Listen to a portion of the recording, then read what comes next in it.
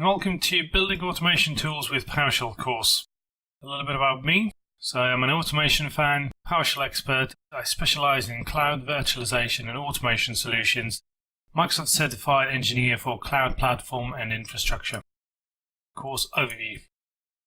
6 sections. We'll start section 1, setting up your environment. Then we'll move on to copying file to multiple sources. We'll build a PowerShell-based Azure function, do some registry keys on remote machines.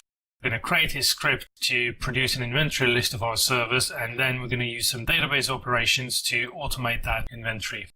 You need to have intermediate PowerShell skills. This is not a beginner's course. You need to know the syntax, you need to know what a function is, what parameters are, and things like that.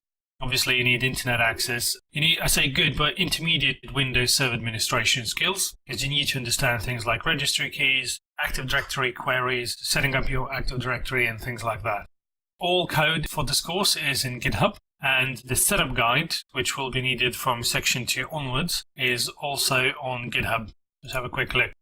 So 6 sections, code for each section, README file, gives you a little bit more information about the course, and the setup guide. Now do section 1, and then follow up with setup guide, and then you can move on to any other section you want. There's no dependency from section 2 to 3 and so on. You can do 2, 3, 4, 5, 6 in any order that you like.